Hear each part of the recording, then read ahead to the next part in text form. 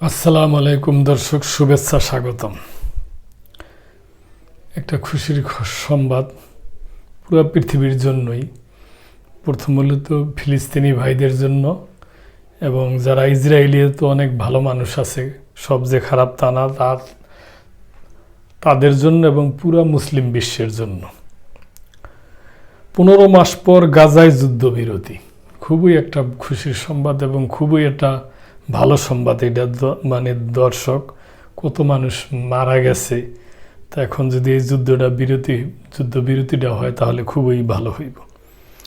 ফিলিস্তিনের গাজায় 15 মাস ধরে চলা নৃশংস সহিংসতার পর যুদ্ধবিরতিতে রাজি হয়েছেন ইসরায়েল ও হামাস। বুধবার যুদ্ধবিরতির চুক্তিতে দুই পক্ষ ঐকমত্য পৌঁছায় বলে জানিয়েছেন যুক্তরাষ্ট্রের একজন কর্মকর্তা। এই চুক্তির আওতায় গাজায় সংঘাত বন্ধের পাশাপাশি উপত্যকাটিতে হামাসের হাতে বন্দী জিম্মিদের মুক্তির পথও খুলবে। 2023 সালের 7 অক্টোবর ইসরায়েলে হামলা চালায় হামাস।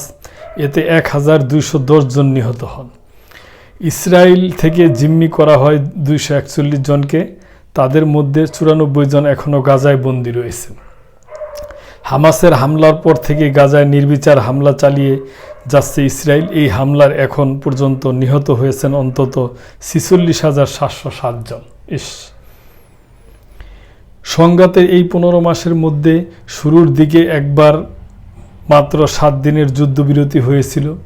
এরপর থেকে কয়েক দফায় যুদ্ধ বন্ধের লক্ষ্যে আলোচনা হয়েছে, তবে তা আলোচনার মুখ দেখেনি। এরই মধ্যে সম্প্রতি যুদ্ধবিরতির চুক্তি চাপ বাড়তে থাকে।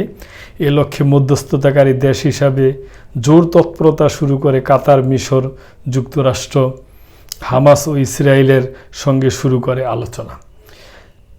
আলোচনার বিষয়ে জানাশোনা আছে এমন সূত্র জানিয়েছে কাতারের প্রধানমন্ত্রী শেখ মোহাম্মদ বিন আব্দুল রহমান বিন জসিম আল থানি তার কার্যালয়ে আলাদাভাবে হামাস ও ইসরায়েলের প্রতিনিধিদের সঙ্গে আলাপ করছেন। এরপর যুদ্ধবিরতির চুক্তি বিষয়ে একমতে হয়েছে দুই পক্ষ।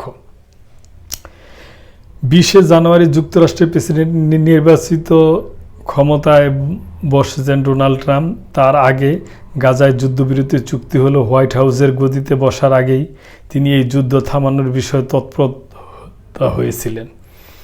বুধবার নিজের সামাজিক যোগাযোগ মাধ্যম ট্রুথ সোশ্যাল যুদ্ধবিরতির চুক্তির বিষয়টি নিশ্চিত করে তিনি লেখছেন, মধ্যপ্রাচ্যে জিম্মিদের বিষয়ে আমরা একটি চুক্তিতে পৌঁছেছি, শীঘ্রই তারা মুক্তি পাবেন, ধন্যবাদ।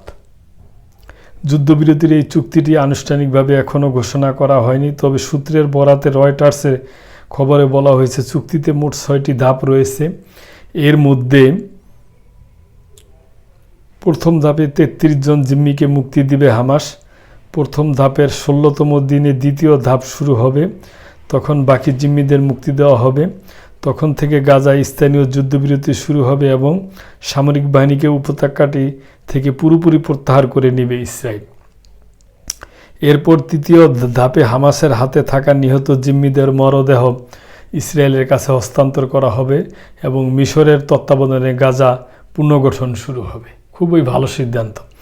যুদ্ধবিরতির খবর সামনে আসার পর গাজার বাসিন্দাদের উল্লাস করতে দেখা গেছে। মধ্য গাজার দেইর আল বালাহ ও অন্যান্য এলাকায় জড়ো হন হাজার হাজার মানুষ। আনন্দে তারা একে অপরকে জড়িয়ে ধরেন। দিনটিকে স্মরণীয় করে রাখতে অনেকে মুঠোফোনে ছবি তুলতে দেখা যায়।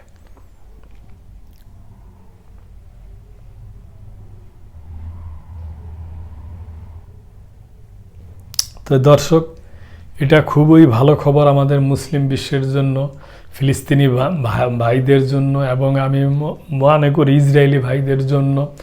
আর কোনো যুদ্ধ না, এখন উভয়ের দেশের সাথে উভয়ের একটা চুক্তি হইয়া কিভাবে শান্তিতে তারা বসবাস করতে পারবো তাই করা উচিত। এবং আমাদের যে মুসলিম রাষ্ট্রগুলো আছে, মুসলিম রাষ্ট্রের যে প্রধানরা আছে, ওনাদেরও এই ব্যাপারে উদ্যোগী হওয়া উচিত, আর যেন কোনো যুদ্ধ মধ্যপ্রাচ্যে না হয়। যেইভাবে হোক দ্বিকক্ষ বিশিষ্ট একটা রাষ্ট্র ওইখানে হয়। দর্শক, এইটাই আমাদের আশা, এইটাই আমি মহান সৃষ্টিকর্তার কাছেও শুকরিয়া জানাই এই যুদ্ধবিরতিটা যেন অব্যাহত থাকে, আর যেন কোনো এক ফোঁটা রক্ত না ঝরে, এইটাই আমার আশা। এবং এইটাই আমি দর্শক মনে করি আপনাদেরও একই আশা। তো আজকে ভালো থাকবেন, এই পর্যন্তই। আসসালামু আলাইকুম।